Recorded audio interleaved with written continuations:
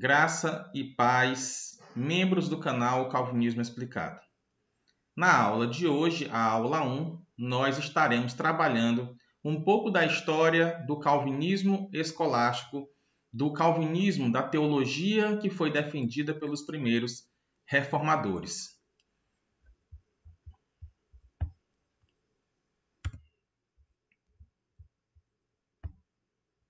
Aula 1, professor Francisco Tourinho. E os nossos objetivos nessa aula vai ser esclarecer a relação entre calvinismo e escolasticismo, demonstrar os principais períodos do escolasticismo reformado e seus principais proponentes, apresentar os motivos do seu declínio. Quero também deixar aqui claro que todos os membros do canal terão acesso a esses slides e também ao PDF dos slides, ou seja, esses slides serão entregues em formato de PowerPoint e também em formato de PDF para que você possa acompanhar no seu celular, você possa ler em qualquer lugar. E também estarão recebendo artigos referentes a esses assuntos. Também estarão no livro, né? Esse assunto estará no livro e vocês podem estar acompanhando os assuntos de acordo com o que está no livro Calvinismo Explicado e mais outros livros que foram publicados pela editora Teófilos e outros livros também que tratam sobre o mesmo assunto. O que é o calvinismo escolástico? Segundo os autores William Van Asselt e Peter Rouwendahl, o termo escolasticismo é derivado da palavra grega escolê, a qual originalmente significava tempo livre, pois a instrução na filosofia era originalmente seguida no tempo livre de uma pessoa.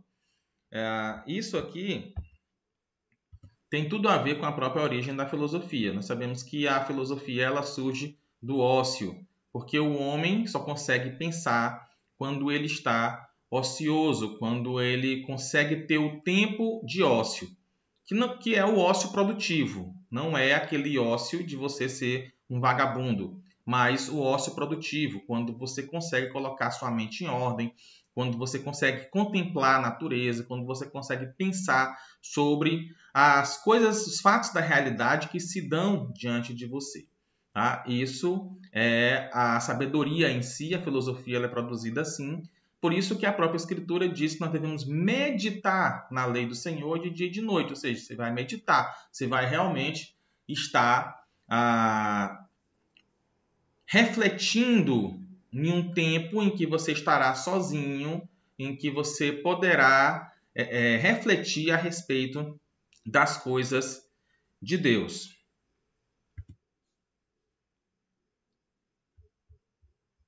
Vamos lá. A partir disso, escolher passou a ser usada para tudo aquilo atinente à educação.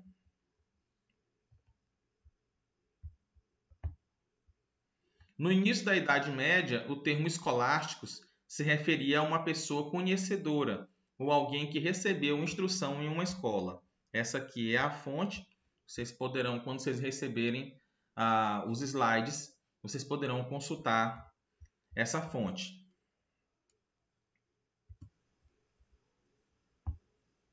Algo que é de muita importância é que o termo escola, que vem de escolásticos, ele ainda é usado nos dias de hoje. Então, quando nós falamos que vamos à escola, nós estamos dizendo que nós vamos ao local onde se adquire o conhecimento, onde se adquire a sabedoria. Escolástico, ela é uma teologia científica, uma teologia acadêmica, e era assim que eram chamados os acadêmicos, não só na Idade Média, como também na época dos reformadores.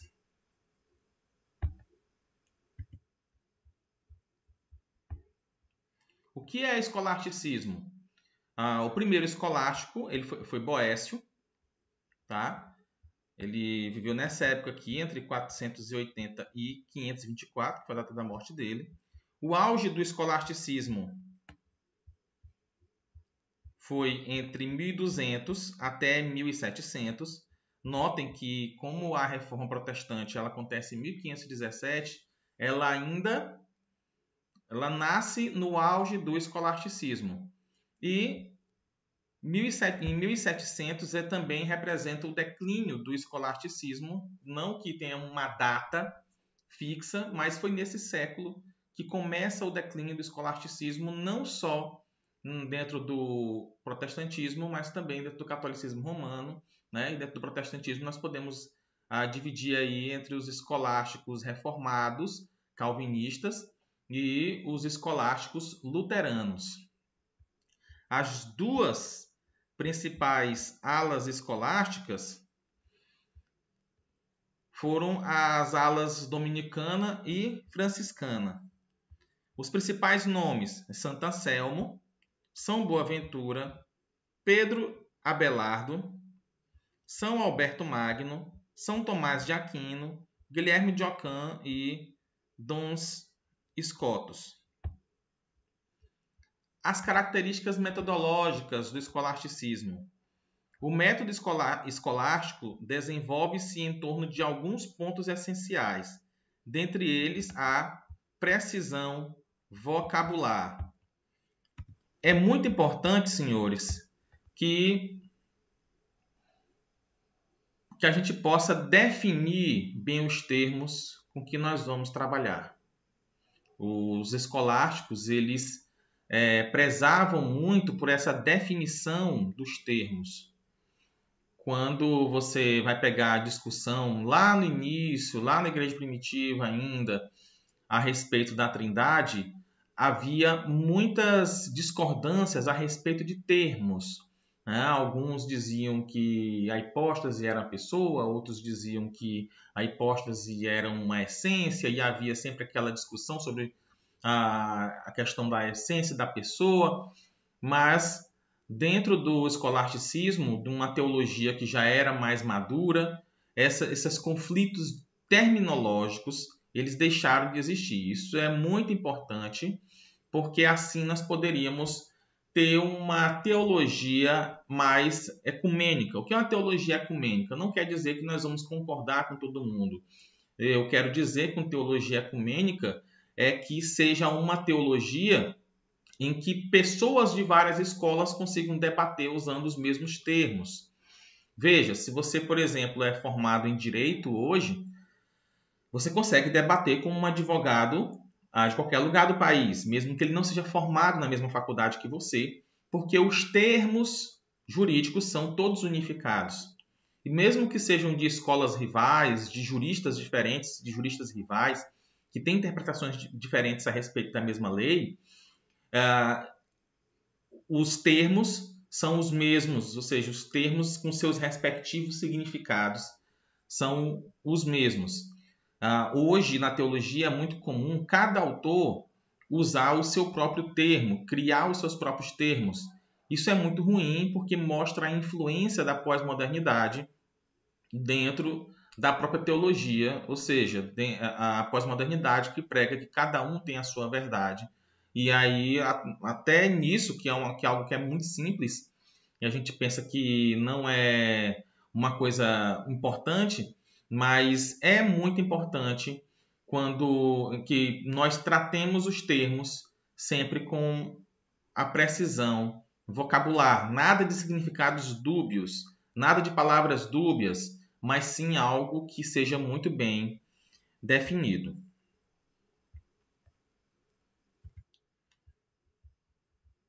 A precisão vocabular e a dialética. Né? A dialética ela é um conjunto de operações que fazem do objeto do saber um problema que será exposto e sustentado contra um interlocutor real ou imaginário.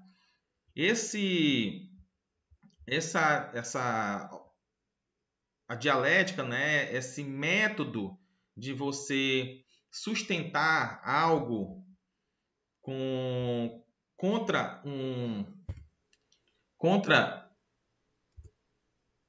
um adversário real ou imaginário é chamado de disputatio, tá? E eu já vou explicar como é que se dava a disputatio. Tem um livro do Teodoro de Beza, que inclusive foi publicado pela editora Teófilos, que é o Coleção de Escritos, em que Beza, quando vai falar sobre a obra de Jesus Cristo, ele tem um diálogo com o próprio Satanás. O inimigo imaginário dele é Satanás. É óbvio que ele não conversou com o próprio Satanás, mas era uma pessoa que era real, mas que ele não estava realmente conversando com ela. Então você pode ter uma pessoa real ou você pode criar um amigo imaginário em que vai fazer oposições à sua tese, de tal forma que, ao expor as suas ideias, você consiga responder de forma cabal, ou seja, de forma definitiva, a todas as perguntas que venham até ela.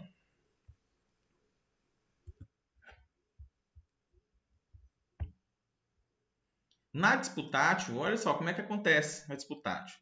Na disputatio, primeiro se faz uma afirmação, que pode ser uma pergunta feita por um objetor ou uma pergunta feita a si mesmo com a expressão parece que. Então, o que vai acontecer? Você vai ter o seu texto. Então, você vai escrever um texto sobre predestinação e livre-arbítrio. E aí você pode dizer assim, parece que a predestinação anula o livre-arbítrio. E dá os motivos. Né? Porque a predestinação determina tudo e o livre-arbítrio ele é indeterminado. Né? Então, aí você fez aí uma objeção. Parece que, veja bem, parece que, ele não está dizendo que é, mas parece que. E aí você vai dar uma resposta cabal e definitiva a respeito disso. Você pode dar uma resposta, que essa resposta é chamada de sede contra. Você faz aquela objeção a uma pergunta que você mesmo fez, ou você pode se utilizar de argumentos já existentes de outros autores. Então você pode citar Jacob e Armínio ensinou que o livre-arbítrio ele não pode ser causado por Deus. Só dizendo aqui uma ideia. Né? Não estou dizendo que ele falou exatamente isso. E você vai dizer, mas contra Armínio nós respondemos tal. Isso é o seu sede contra.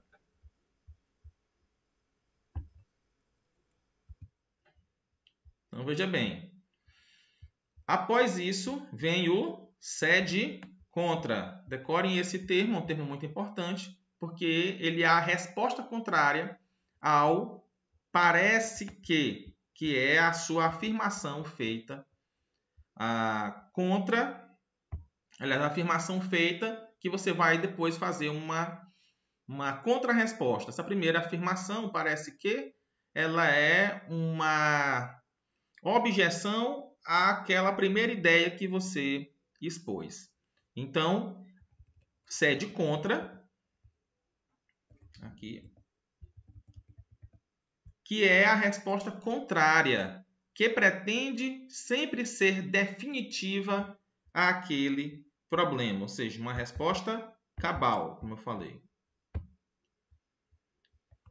O que é o escolasticismo reformado? Tanto na Idade Média como em Genebra, o termo era usado como sinônimo de academicismo, daqueles que faziam uma teologia científica.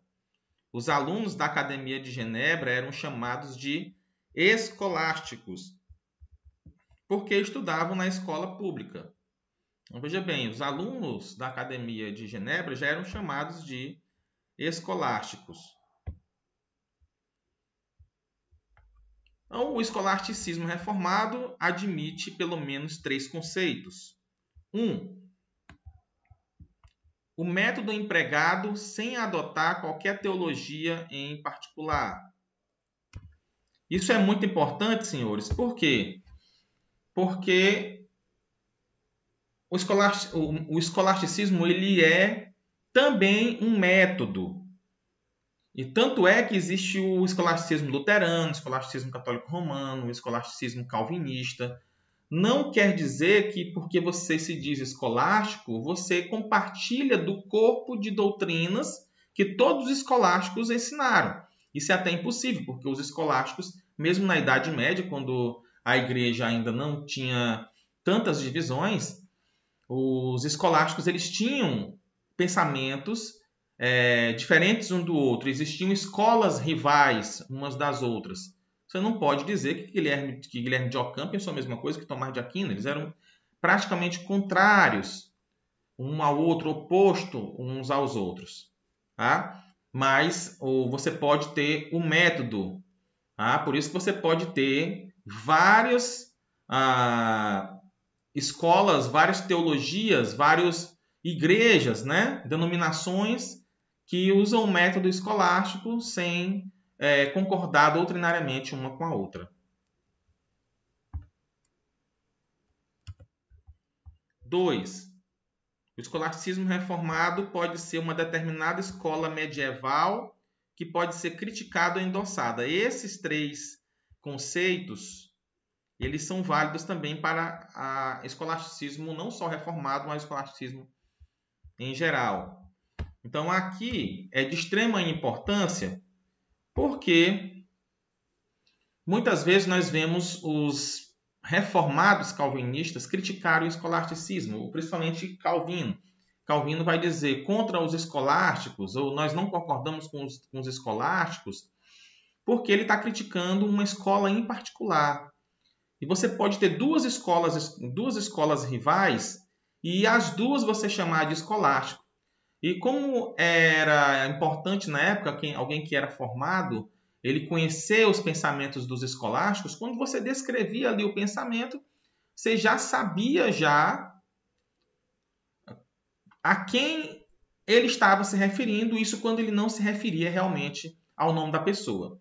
Muitas vezes os autores eles não gostavam de se referir aos nomes aos hereges pelo nome, porque eles queriam apagar o nome dessa pessoa da história. Então, dizer o nome dessa pessoa era passar o nome dessa pessoa para frente. Então, eles falavam apenas os escolásticos e descreviam a doutrina, e aquele que estava antenado nas discussões, eles conheciam a quem já estava se referindo. Então, em um mesmo artigo, no mesmo texto, você pode criticar um escolástico e pode apoiar um escolástico e chamar os dois de escolásticos. Então, contra os escolásticos, tal, e você fala o seu contra.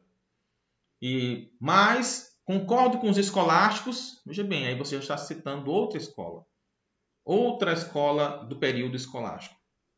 Tá?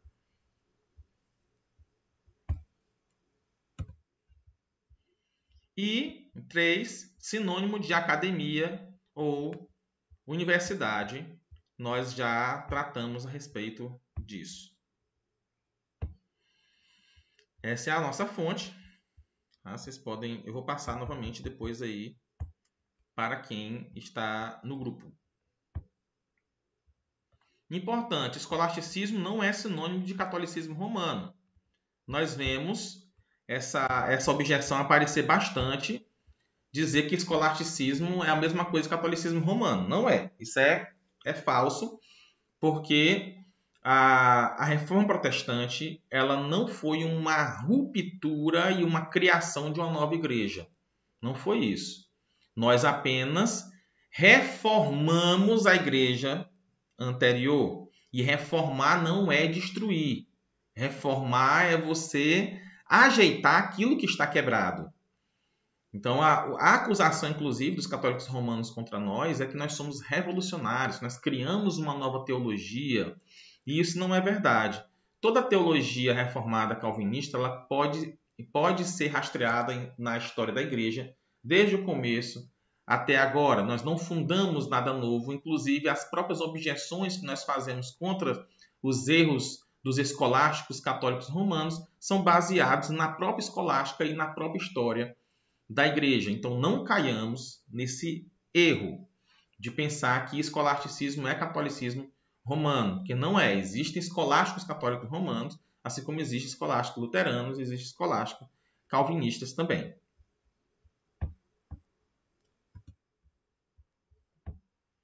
Vamos lá. O calvinismo não é um movimento revolucionário, nem de rebelião, mas um movimento de continuidade. Veja bem, a nossa igreja, para ser uma igreja verdadeira, ela tem que ter uma ligação desde os apóstolos até o período da reforma.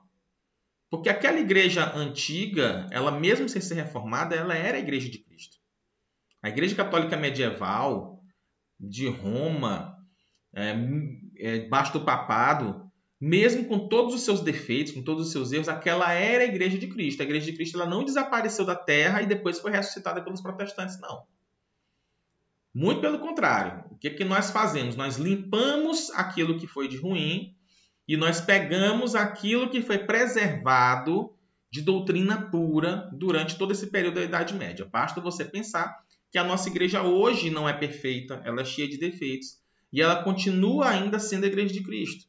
Assim, na Idade Média, a igreja, mesmo com todos os defeitos, ela ainda continua sendo a igreja de Cristo. Por isso, nós não somos revolucionários, nós não somos uma rebelião. Muito pelo contrário, nós somos um movimento de continuidade, mas agora reformados. Né? Existe, inclusive, uma piada, por assim dizer, da época dos reformadores, que diz que um católico romano passava por um protestante e diz assim: onde estava a sua igreja antes de 1500? E o protestante olha para o católico e responde: onde estava o seu rosto antes de você lavá-lo pela manhã? Quer dizer, o rosto estava no mesmo lugar, mas agora estava lavado. Então é o mesmo rosto, nós somos a mesma igreja, só que agora lavada, agora reformada.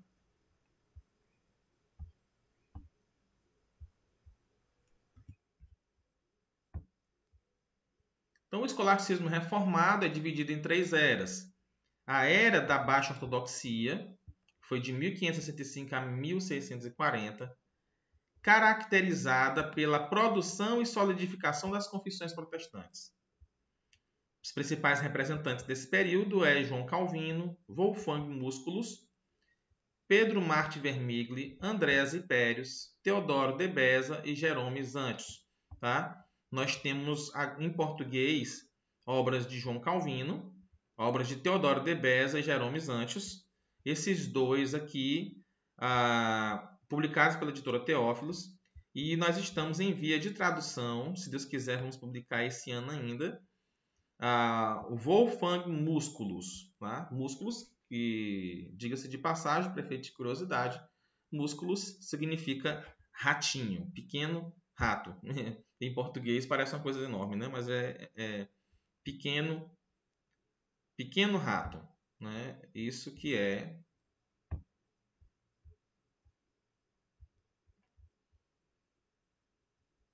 Wolfgang Musculus. E temos a era da alta ortodoxia, 1640 a 1725, que sintetizou a base dada pela primeira no caso, essa daqui, ó, a era da baixa ortodoxia. Então, sintetizou a base dada pela baixa ortodoxia, com o próprio desenvolvimento da teologia escolástica protestante, advindas das academias tanto de Genebra quanto de outros lugares da Europa, e fez contraponto não só a ataques externos feitos pelos católicos romanos, quanto a ataques internos, como a controvérsia amiraldista, sendo representada por homens como Samuel Maresis, Gisbert Voetis, William Ames e o conhecido Francis Turretin. Não sei se vocês sabem, mas a maioria vai saber, que a própria igreja primitiva ela começou a desenvolver a sua teologia justamente quando ela recebeu o ataque dos gregos, o ataque externo dos gregos. Esses ataques externos dos gregos fez com que a própria igreja primitiva ela usasse a filosofia grega e as armas dos gregos, até mesmo porque muitos gentios se converteram à igreja cristã. Os gentios eram gregos, muitos gregos se converteram, foram convertidos pelo Senhor, no caso, chamado, né? E eles começaram a usar a própria filosofia grega contra os ataques externos. Assim também foi na época da Reforma. A época da Reforma, na medida que ela nasceu menos escolástico, ela não nasceu tão escolástico como veio depois, mas por conta dos ataques feitos pelos católicos romanos, foi preciso que os calvinistas adentrassem mais profundamente dentro da teologia escolástica e pudesse criar, inclusive, desenvolver a sua própria teologia baseada na teologia anterior, a fim de ter argumentos para combater os ataques de fora, né? Inclusive não só os ataques católicos romanos, mas também os sabelianos, né? Sabelianos não, os socinianos, né? Os socinianos que apareceram, tiveram inimigos também da própria Trindade, e depois a controvérsia amiraldista e a controvérsia remonstrante.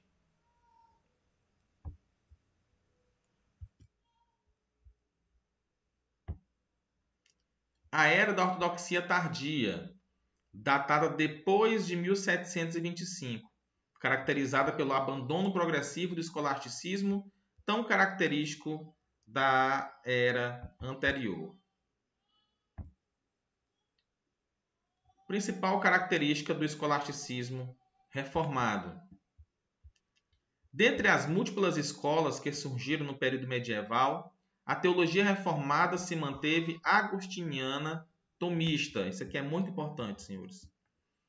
Ela se manteve, a principal característica da teologia reformada escolástica é o agostiniano tomismo, aristotelismo, agostiniano tomismo, tá? É correto dizer que se manteve filosoficamente tomista agostiniano e teologicamente calvinista, já que o calvinismo não é teologicamente agostiniano nem tomista em sua totalidade.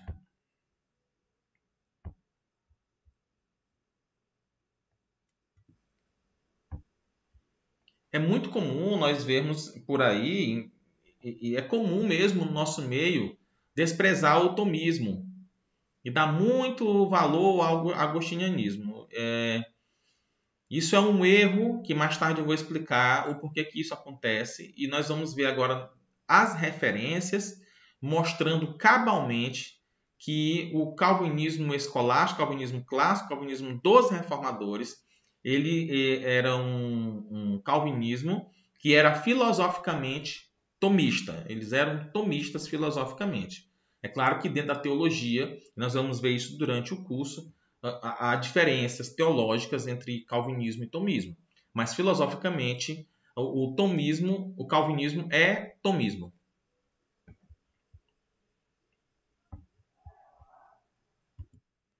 Vicente Temudo Lessa, que é um historiador presbiteriano, afirma sobre o reformador João Calvino. Olha só. Aplicada à teologia, deleitava-se em Escotos, Boaventura e especialmente em Aquino. Não viesse a ser um reformador, como aconteceu, certamente seria um ardente discípulo do Dr. Angélicos. Dr. Angélicos é o nome de Tomás de Aquino, tá? É um outro nome que é dado, uma espécie de título, né? Assim como chamam de Calvino o Reformador, o de Genebra, também tem, o Calvino também carrega o apelido de o Teólogo. Tomás de Aquino carrega esse apelido aqui e outros, né? Dr. Angélicos. E continua. Não foi debalde que o apelidaram de Aquino da Reforma Protestante. Olha só. Imagina só se realmente não tivesse nada a ver Aquino com Calvino. É claro que Calvino ele faz algumas críticas a Tomás de Aquino nas Institutas. Isso não quer dizer que ele não fosse um tomista. Porque não é porque você critica um ponto da teologia de outro autor que você deixou de ser. Imagina só, por exemplo, Agostinho ensinou em algumas ocasiões, a perda de salvação. E Calvino rejeitou totalmente qualquer tipo de perda de salvação. E nem por isso Calvino deixou de ser agostiniano. Tá? Então não é porque você criticou uma parte. Ainda tem um detalhe ainda. A crítica que Calvino faz a Tomás de Aquino é uma crítica teológica. E como eu já falei, teologicamente, calvinistas e tomistas podem se distanciar. Mas não há críticas filosóficas a Tomás de Aquino. Tá bom? Então, como mais na frente nós vamos tratar aqui, vocês vão ver onde é que está a crítica de Calvino, especificamente, e de outros autores a Tomás de Aquino.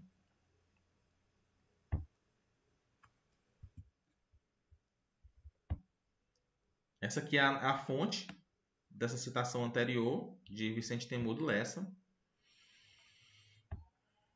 E olha só o que vai dizer o Dr. Richard Miller, hoje a maior autoridade no mundo sobre escolasticismo reformado. Ele vai dizer: na primeira e principal apresentação da tese sobre ideias reformadas de liberdade e contingência, parece que vós aqui é Antonine Vos, que é um pensador, teólogo holandês, identificou que Calvino ensinava uma abordagem básica e sem nuances da contingência e liberdade, complicada por uma ênfase na questão específica de pecado, graça e livre escolha.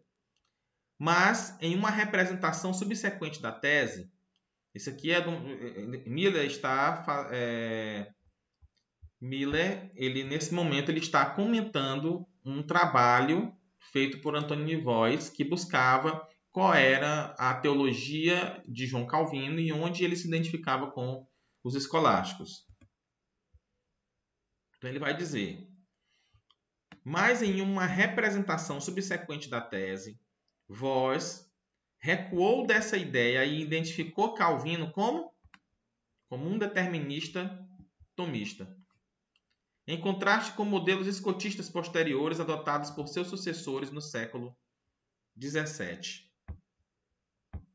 Essa aqui é a nossa fonte, né? É um livro verde da Vida Nova, que eu não recomendo a leitura dele agora, mas, claro, se quem quiser comprar, seria muito bom de comprar, mas eu não recomendo a leitura dele agora, porque é uma leitura muito difícil e vocês não estão prontos para esse tipo de leitura. Mas mais na frente, quem estiver acompanhando todas as aulas aqui do curso vai estar bem preparado para entender a obra de Richard Miller, assim como outras obras difíceis, como o Compêndio de Teologia Apologética, do Francis Turrentin, que será também bibliografia nossa usada durante todas essas aulas de quem for membro aqui do canal.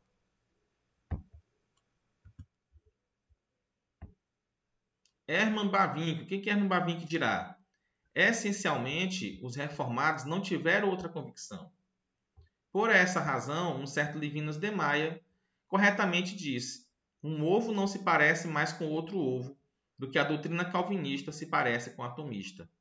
Bavinck, a dogmática reformada, né? Aquela lá, tá aqui a nossa fonte. Aqui, como a fonte ela é pequena, deu para colocar aqui, a citação é pequena, deu para colocar a fonte aqui embaixo.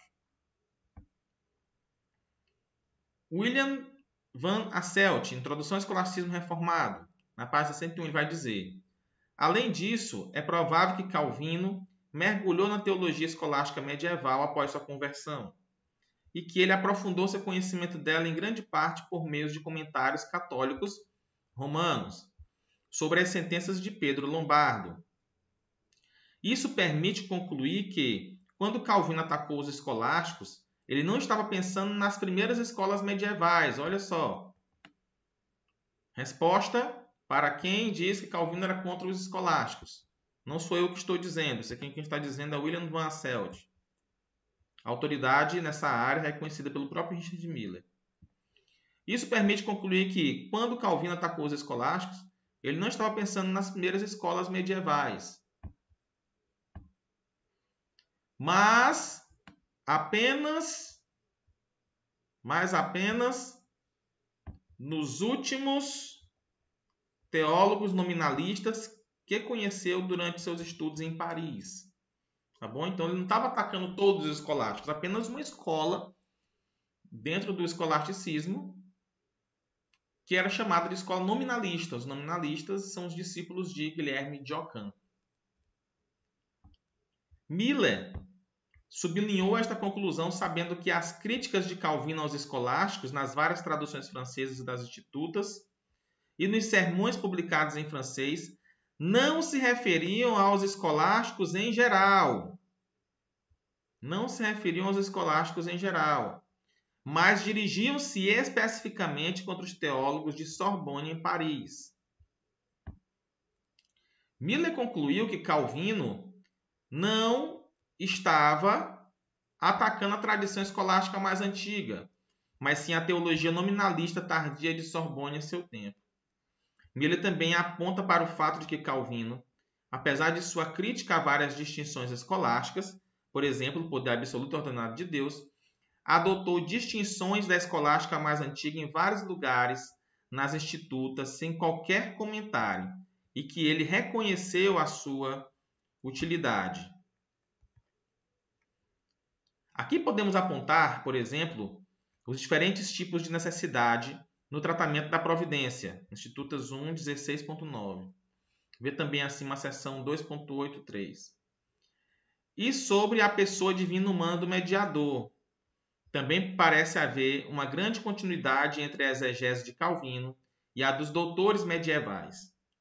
A exposição de Calvino de Êxodo 3,14, Eu sou quem sou, por exemplo, mostra grandes semelhanças com a exegese de Tomás de Aquino e Duns Scotus.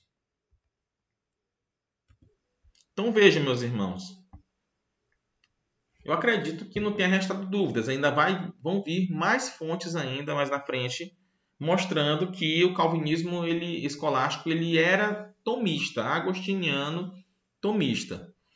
E vimos aí citações de Vicente Temor do Lessa, citações de Hermann Bavinck, não é possível. Hermann Bavinck é acima de qualquer suspeita. Richard Miller, vimos citações de William Van Asselt, e vocês vão ver que mais à frente até o próprio Hermann Doever assume isso.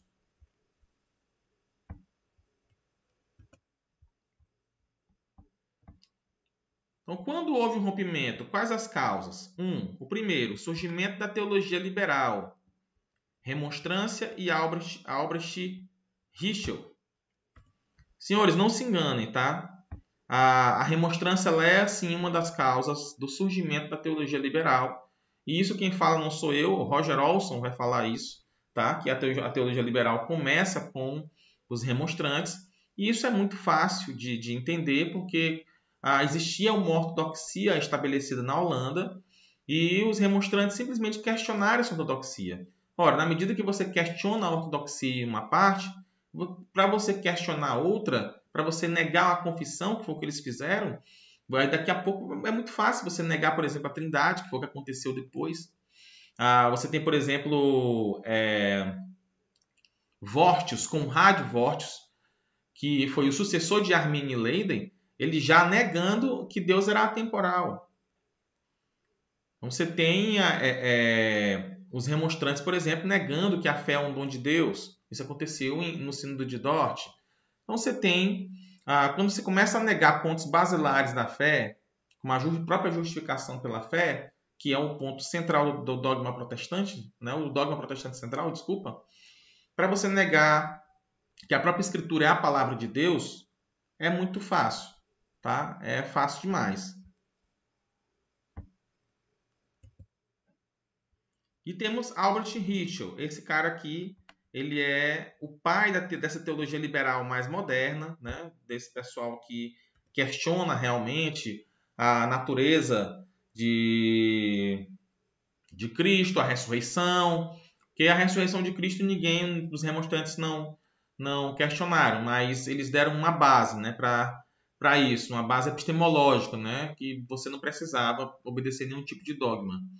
E Albrecht Ritschl foi o pai dessa teologia liberal moderna, e ele começou a atacar tudo aquilo que era anterior, tudo aquilo que era atrasado.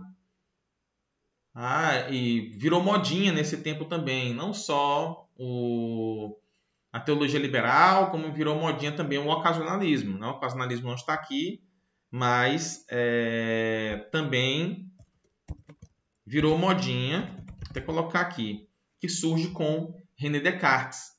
Tá? René Descartes e padre Nicolas Malebranche questionando tudo que os escolásticos tinham dito.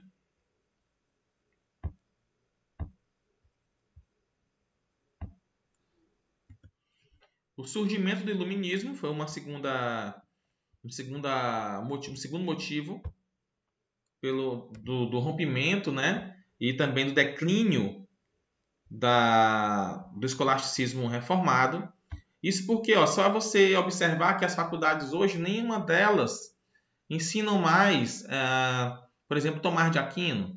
Né? A filosofia, ela hoje é Nietzsche, ela é Schopenhauer, elas são os autores antigos são vistos como velharias. Né?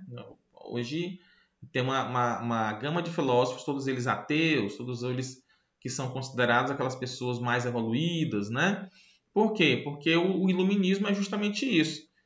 E iluminismo vem do próprio iluminar, que quer dizer aqueles que são iluminados, porque antes tudo era trevas. Né? O escolasticismo começou a ser encarado como uma teologia da época das trevas, ou seja, de um período que não tinha conhecimento, de um período que não foi desenvolvido nada de relevante para a humanidade. E por isso que tem o próprio mito da Idade das Trevas, né? Que foi o período da Idade Média. E 3, nós temos Hermann Doever e a proposta de uma filosofia genuinamente calvinista. Aqui o que acontece?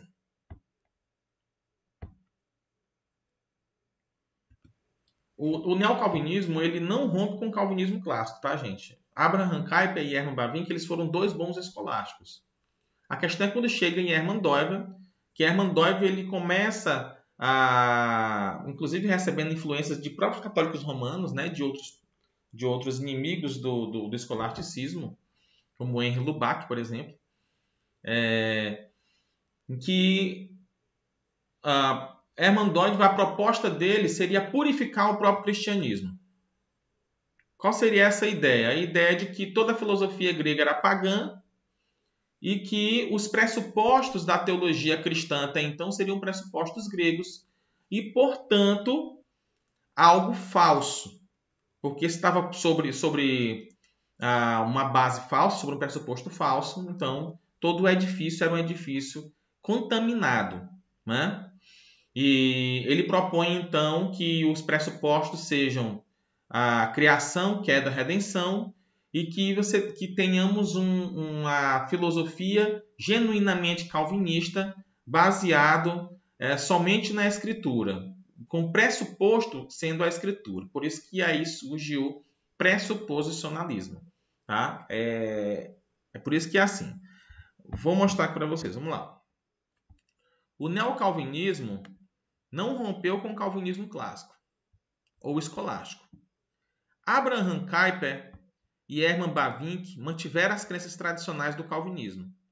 Porém, segundo o parecer de Hermann Doever, o problema da decadência do calvinismo era justamente seu viés aristotélico tomista.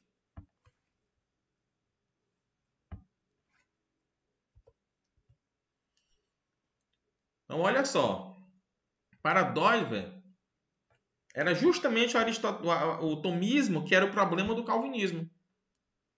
E ele propõe expurgar o tomismo do calvinismo e colocar uma nova filosofia, né? Como eu falei para vocês, que o calvinismo filosoficamente era tomista. Então, ele propõe retirar essa filosofia tomista e colocar uma filosofia que é chamada reformacional, né? O pressuposicionalista.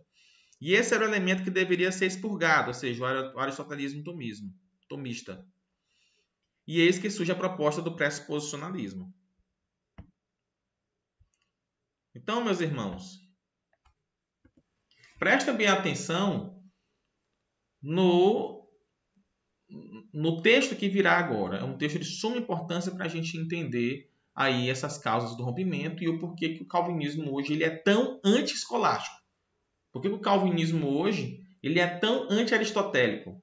E como isso nos afeta com a teologia dos próprios reformadores? Porque nós nos dizemos calvinistas, Mas nós não seguimos o que Calvino diz e o que os reformadores dizem. Nós temos um calvinismo hoje moderno que nasce com Hermann Doiver, com influências também, um misto, né, entre Hermann Doiver e Jonathan Edwards. É por isso que nós não temos, por exemplo, uma obra como essa aqui no Brasil. Agora nós temos, mas nós não tínhamos nenhuma obra teológica de Teodoro de Beza. Por quê? Porque Teodoro de Beza é um escolástico. Você não tinha uma obra de Zante, Jerônimo Zante, aluno de Calvino, maior intelectual de sua época, reformador. Não tem por quê. Porque o calvinismo ele é anti-escolástico. Tá? A primeira obra escolástica ela aparece em 2011, que é o Compêndio de Teologia Apologética. Né? E aí por isso que nós temos tantos erros na teologia reformada moderna. Prestem atenção, senhores. O que Hermann Doiver dirá? Não devemos esquecer que o processo de decadência da teologia da Reforma começou com a restauração dessa filosofia escolástica. Olha só, e tem gente dizendo que os reformadores não eram escolásticos, mas até Hermann Doiver vai afirmar isso. Restauração dessa filosofia escolástica nas universidades protestantes. Esta restauração efetuada por Melanchthon e Beza significou, involuntariamente, é claro, uma negação do princípio integral da reforma com sua implicação de uma reforma interna de toda a vida cristã por sua sujeição à autoridade radical e central da palavra de Deus.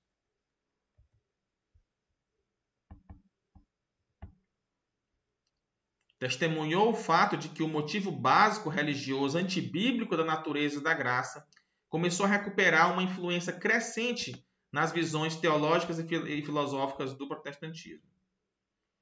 A visão católica romana, olha só o que Doiver vai dizer. Em sua concepção tomista, segundo a qual a filosofia não pode ter nenhum outro princípio de conhecimento além da luz natural da razão, enquanto a teologia tem uma fonte supranatural de conhecimento na revelação, foi o quê? Completamente assumida. Ou seja, o próprio Hermann Doiver vai dizer que a filosofia tomista, aristotélico-tomista, foi o quê? Completamente assumida pelos protestantes.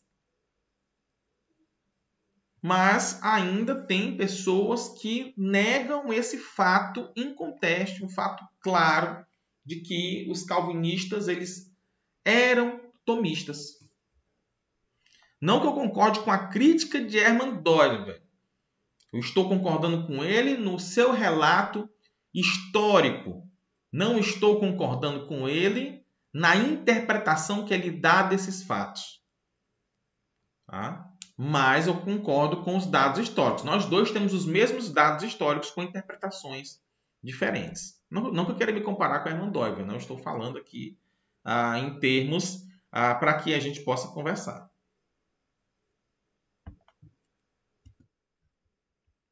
E Doiver ele vai continuar falando. O que ele vai dizer?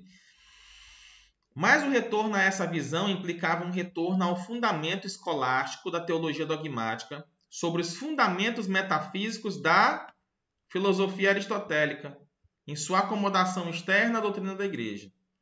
Isso significava que qualquer ataque à metafísica aristotélica era corretamente sentido como um ataque à tendência escolástica da própria teologia reformada. E essa parte é importante, até coloquei tudo aqui em letras garrafais. E na medida em que a influência da metafísica tomista aristotélica havia se revelado em algumas formulações das confissões reformadas, especialmente na Confissão de Westminster, esse ataque poderia ser facilmente interpretado como um desvio da doutrina da Igreja. Veja só, senhores. Para Hermann Doiver, ele está aqui falando aqui um dado histórico, que atacar o aristotelismo-tomismo seria a mesma coisa que atacar a Confissão de Fé de Westminster, que seria a mesma coisa que atacar a Igreja Reformada. E hoje nós não, né? Que eu não estou atacando. Eu descobri isso, graças a Deus, e estou tentando retornar às origens, por isso que escrevi o Calvinismo Explicado. Tenho escrito diversos artigos e publicado em diversas revistas a respeito do assunto e tenho lutado para resgatar essa teologia mais antiga.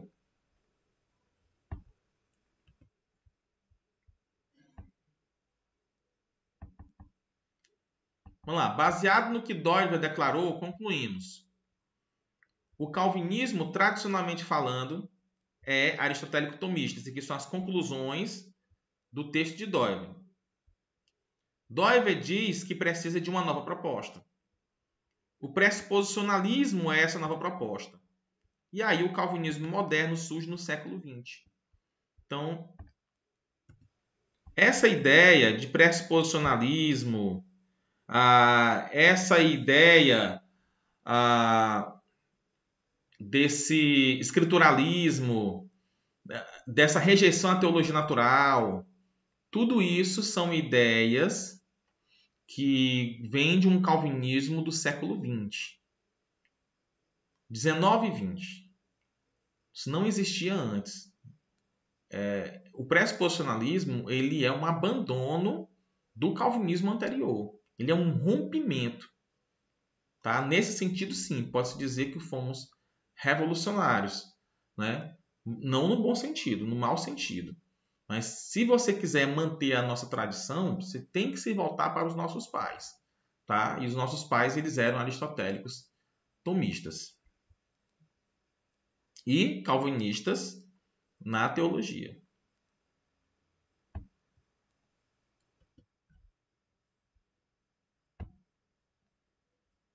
Então, nós temos aí o ressurgimento, né?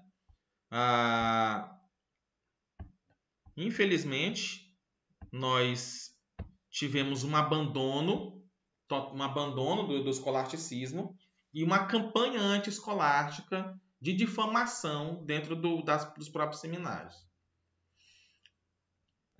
Em 1957, isso aqui eu vou dar aqui uma cronologia do ressurgimento do escolasticismo reformado. Em 1957, tivemos a publicação de Robert Pruss sobre a inspiração da Escritura na ortodoxia luterana. Em 1970, publicação de uma pesquisa sobre a ortodoxia luterana.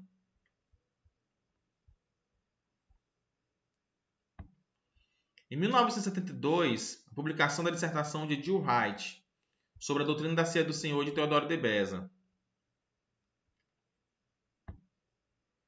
Em 74, tivemos a dissertação de PhD de Stanford, de Bob Godfrey, sobre o sínodo de Dort. Em 78, tivemos a publicação do trabalho de Richard Miller, intitulado Cristo e o Decreto, Cristologia e Predestinação na Teologia Reformada de Calvino a Perkins. Em 1999, tivemos Carl Trueman e Scott Clark, que publicam uma reavaliação do escolasticismo protestante. Tá? Essas foram as obras acadêmicas mais marcantes ultimamente. Marcantes que eu digo que realmente marcaram um ponto de antes e depois, que influenciaram a esse retorno do escolasticismo protestante, do retorno, do resgate a essa teologia mais antiga. Então, o Dr. Richard Miller ele vai dizer o seguinte: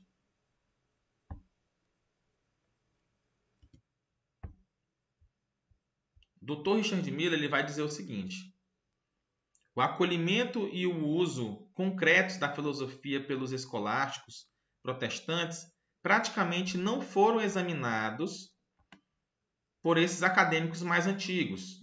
Ou seja, que ele está falando de acadêmicos do século XIX e século XX. E quando investigados, foram apresentados de forma bem superficial, muitas vezes com avaliações dogmáticas altamente negativas. Esses exames superficiais têm, muitas vezes, operado na suposição de que a escolástica protestante pode ser simplesmente considerado uma herança.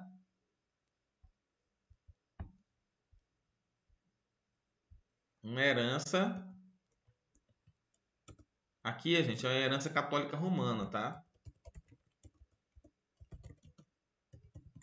Uma herança católica romana. Ok? Então, o que Richard Miller vai dizer é que os autores modernos que avaliaram o escolasticismo protestante, o escolasticismo reformado, eles investigaram de forma superficial, né? E fazendo avaliações negativas. E você pode ver no artigo que vocês vão receber, já receberam no grupo, né? Muitos já receberam lá no grupo, várias citações ali mostrando que Richard Miller ele tem mostrado que muitos desses homens eles simplesmente são totalmente imperitos no que estão falando. A Scott Clark, por exemplo, fez uma experiência e ele mostrou nessa experiência que os alunos que ele tinha, foi durante 20 anos, né, que os alunos tinham contato com fontes secundárias a respeito do escolasticismo protestante e depois ele colocava esses mesmos alunos em contato com as fontes primárias. E durante 20 anos, Scott Clark teve a mesma experiência. A experiência de que as fontes secundárias, na verdade, elas difamam e representam mal as fontes primárias relativas ao calvinismo escolástico. Tá? Então, cuidado com os autores que vocês vão lendo por aí. Tá? Procurem ler Joel Bick, Carl Trueman, Scott Clark, Anthony Voice, Asa Goldrian. Você pode ler o Richard Miller, claro, que é o maior de todos, e os autores indicados por esses autores que eu acabei de citar, tá bom?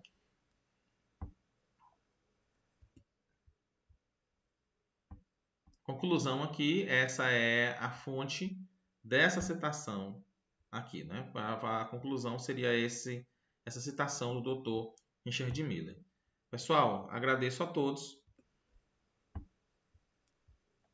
E essa foi a nossa primeira aula. E qualquer dúvida vocês podem estar retirando comigo no grupo. Também quero falar que essa aula não foi gravada ao vivo, porque a aula que foi gravada ao vivo teve problemas na aula e agora eu estou regravando a primeira, a segunda e a terceira aula porque elas tiveram alguns probleminhas na transmissão, as pessoas assistiram, mas para não ficar com nada cortado, com nada falhando, para ficar com um padrão muito melhor para que vocês merecem, estou regravando essas 3 primeiras aulas, tá? Deus abençoe a todos. Até mais.